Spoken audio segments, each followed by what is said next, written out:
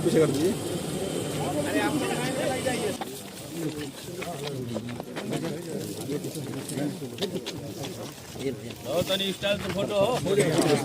ले लो आकर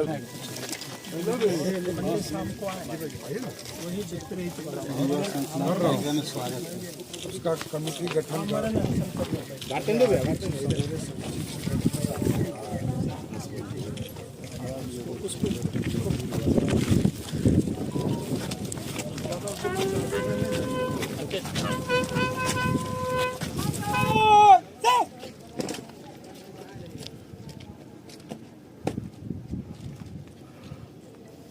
समान का निरीक्षण को तैयार है। पुरुषों के पावन पल चित्र पर पुष्पार्पण करेंगे। माननीय सभी मंचासीन अतिथिगण।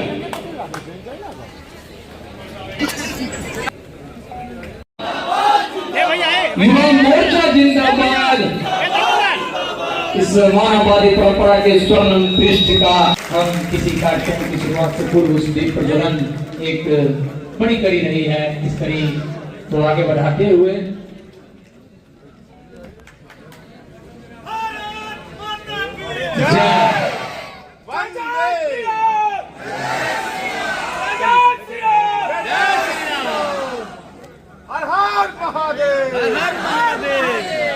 भारत माता युवा मोर्चा में आज बिहार की महिलाएं 1,40,00,000 महिलाएं लगभग 60,000 करोड़ का बिजनेस करने का काम बिहार की महिलाएं कर रही है।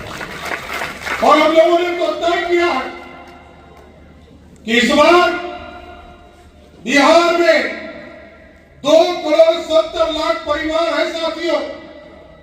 एक एक परिवार से एक एक महिलाओं को चिन्हित करके अभी 7 तारीख से हम लोगों ने आवेदन लेना शुरू किया। और मैं बता देता हूं, ये सरकार का काम है। मैं कुछ पार्टियों को देख रहा हूं कि लड़तेलिया पार्टी जो कभी किसी को कुछ दिया नहीं, सबसे लिया, वो भी फॉर्म भरवा रहा है। तो मैं तो जो लालटेन के लिए, कांग्रेस के लिए, और एक वो आजकल कुकुर मुत्ते की तरह पार्टी आया है, अब तो आप ही जानते होंगे, वो जो है फॉर्म भरवा रहा। तो साथियों, मैं आग्रह करना चाहता हूं, जिन लोगों का फॉर्म उसने भरवाया वो सब लोग राजद के कार्यालय में जाइए और 2,500 रुपया जो 9 महीने से उसने घोषणा किया था, वो 9 महीने से वो पैसा मांगना शुरू किया। लेकिन हम लोगों ने जो सरकार से घोषणा किया है साथियों, ये सरकार का दायित्व है। अब कोई फॉर्म भरवा नहीं सकता। कोई फॉर्म भरवाता है तो सीधे बीडीओ और थानेदार को बताइए, जो फॉर्म भरवाएगा उसको सीधे जेल में डालने का काम करेगा। कहीं कुछ नहीं है, कोई भरवा नहीं सकता। ये सरकार का दायित्व है। और साथियों, आप समझिए, 2,70,00,000 महिलाओं को फॉर्म भरना है। अभी मात्र 7 दिन हुए हैं साथियों। और बिहार की बाने इतनी जागरूक है कि 7 दिन में सरकार ने जो अभियान चलाया, 2,70,00,000 में से उसमें 1,06,00,000 महिलाओं ने फॉर्म भर दिया। याद कीजिए, उत्तर प्रदेश साथियों, मुख्यमंत्री बने अखिलेश यादव। सुपर मुख्यमंत्री कौन थे? मुलायम सिंह यादव। दूसरे सुपर मुख्यमंत्री कौन थे? राम गोपाल यादव। तीसरे सुपर मुख्यमंत्री कौन थे? शिवपाल यादव। 3.5 नंबर पर थे अखिलेश यादव। अब मैं बिहार की बात करता हूं। बिहार का एक तरफ लालू बाग है साथियों, जिसके साथ कांग्रेस पार्टी है, और दूसरे तरफ नीतीश कुमार है, जिनके पीठ पर नरेंद्र मोदी है। ये डबल इंजन वाली सरकार। और बिहार में कौन है? 1 नंबर पर राष्ट्रीय जनता दल लोग कहता है ना कि भाई अपराधी कैसे करते हैं। हमको लोग पूछता है मीडिया वाला कि भाई अपराधी क्यों करते हैं। हम इसलिए करते हैं, जिस आदमी को lower court, high court, supreme court चारा घोटाले में अभियुक्त बनाकर सजा दे दिया हो, तो वही ना पंजीकृत अपराधी होता है कि और कोई दूसरा होता है। और यहां की परिस्थिति समझिए, एक तरफ लालू प्रसाद जी सबसे बड़े नेता है, दूसरी तरफ दूसरे नंबर पर राबड़ी देवी है, तीसरे नंबर पर मीसा भारती है, चौथे नंबर पर रोनी आचार्य है, पांचवें नंबर पर तेज प्रताप है और 5.5वें पर तेजस्वी यादव है। हमको क्या करना चाहिए? हमको क्या करना चाहिए साथियों? बिहार की जनता से पूछना चाहता हूं, आज ये लोकतंत्र है, राजतंत्र नहीं है साथियों।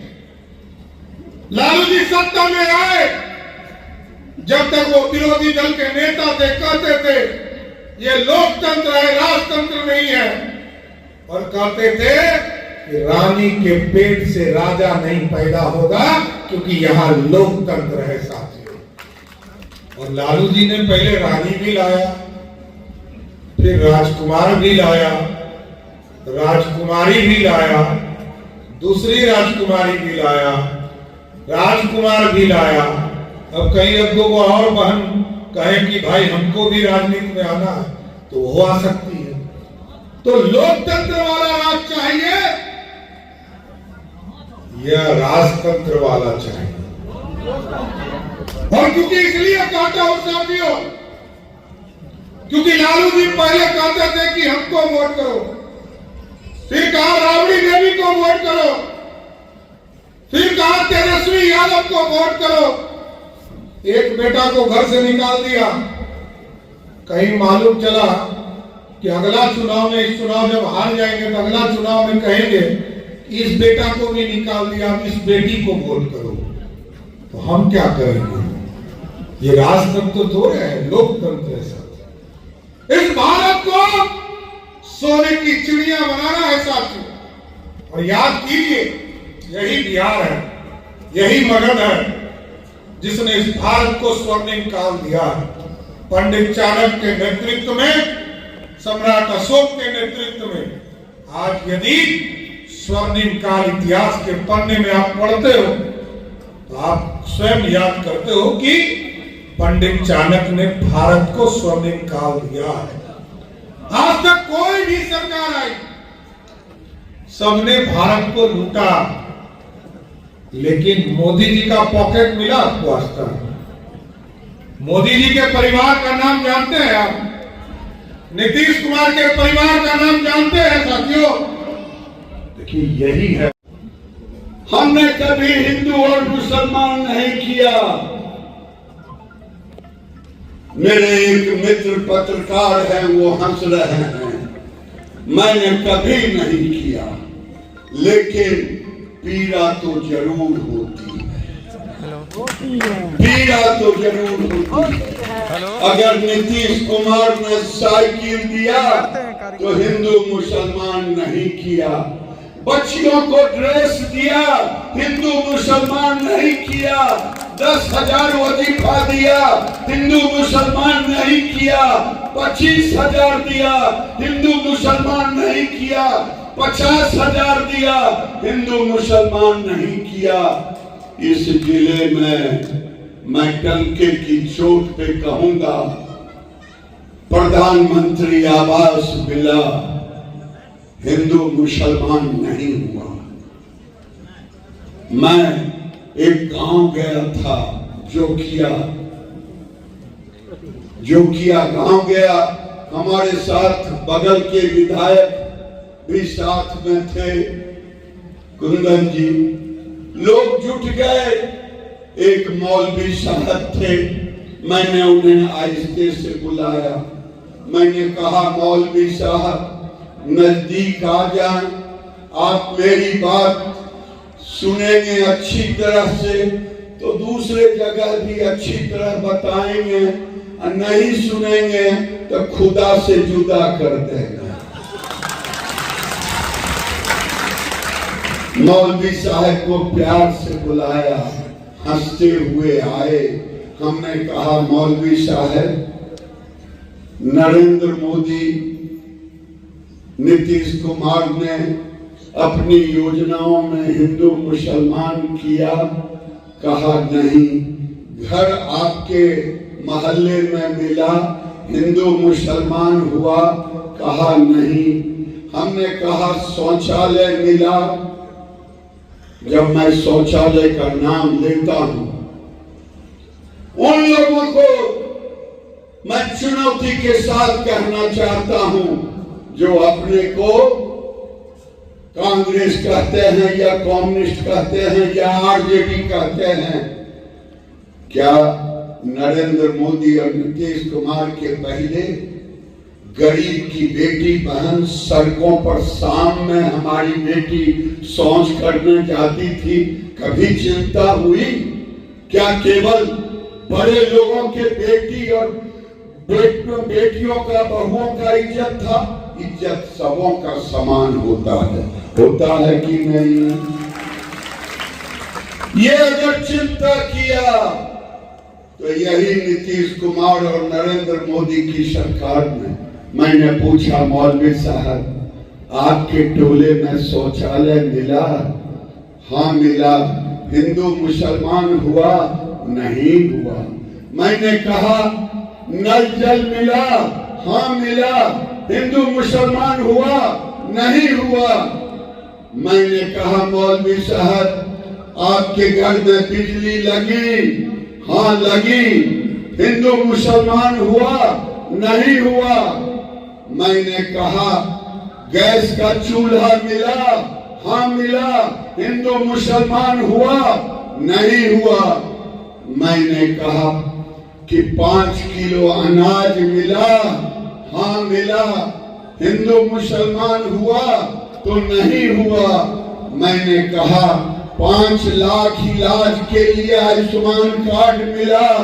हिंदू मुसलमान हुआ? कहा नहीं हुआ। मैंने कहा आपने वोट दिया मोदी जी को? कहा हाँ दिया। हम कहे जरा ऊपर वाले को, खुदा को याद करके बोलिए तो दिया कि नहीं दिया? कहा नहीं दिया। हमने कहा कि नरेंद्र मोदी जी ने गाली भी दिया था? ना। हमने गाली दी थी? तो नहीं, हमने गाली नहीं दी। नरेंद्र मोदी ने गाली नहीं दी। कौन सी गलती हुई? एक गरीब मुस्लिम था, बाद में उसने मुझे कहा मौलवी साहेब का जो फतवा आता है हम लोग उसी को मानते हैं।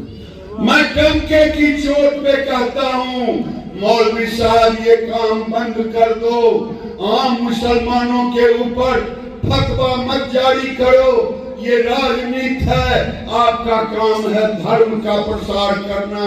अगर मस्जिदों से राजनीतिक फतवा जारी करोगे तो मंदिरों से भी घड़ी घंटी